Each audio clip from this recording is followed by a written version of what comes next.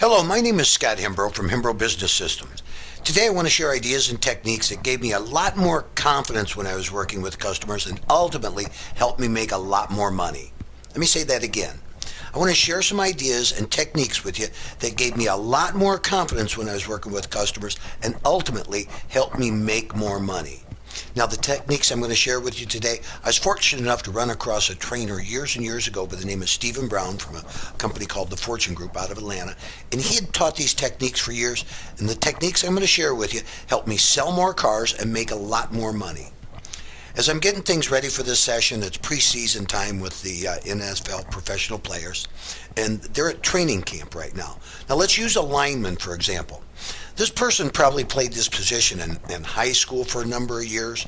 Then they went on to college and played that position again for the next 4 years, and eventually they attained the professional status. And for a lineman, what would the number one thing that they would do when they got to training camp over and over again? Block and tackle. Back to the basics. And that's what we're going to do today. We're going to practice back to the basics in the car business.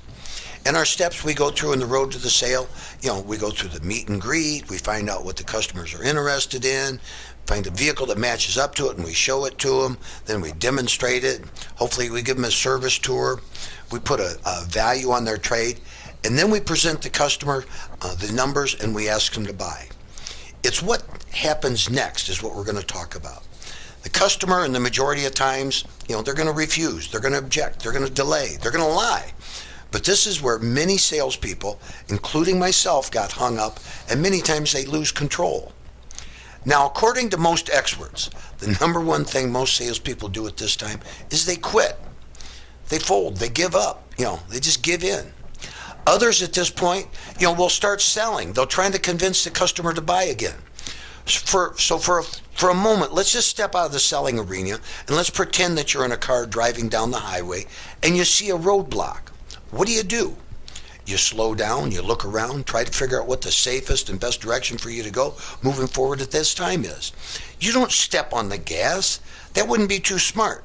But isn't that what some people do when the customer objects and they start throwing more reasons out why, the customer should move forward based on what they just said?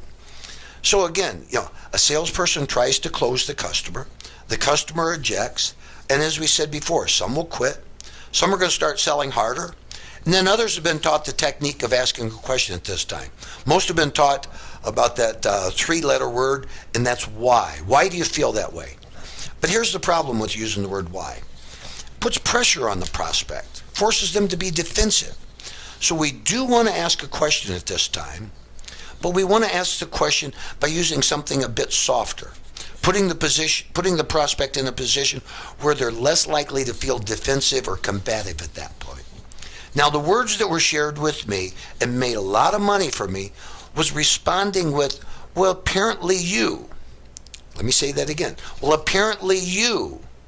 And, when the customer says no and gives you the objection, that's the response. Apparently you.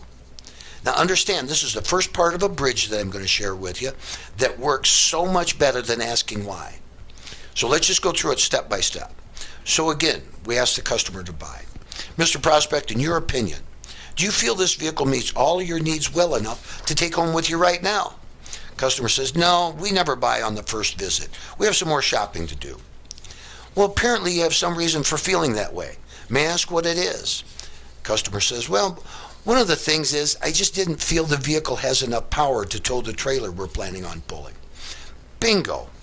You either address this and educate the prospect, on why it would do that, or you have to switch vehicles. The point is this gives you a solid technique that allows you to ask the customer to buy, be welcome to them objective, and then get them to more easily share with you the hidden reason that they have behind that objection. This is when the real selling begins. At this point, you've done what why was supposed to do, but you haven't forced the prospect to be defensive. You haven't, in their mind, taken control away from them. But actually, you have taken control away from them, but in a much softer manner. This eliminates the delay objections, the stalls, the excuses. It opens more doors for you to close more sales and make more money. Apparently you have a reason for feeling that way is much better than just using the why. Now in the next session, we're going to take it one step further because we want to make sure that the objection that they're giving you is the truth.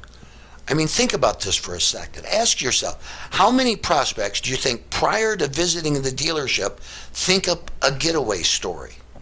Or maybe 2 getaway stories. So in the next session, we're going to discuss how to make certain that the no or the objection they're giving you is truthful. So practice apparently you.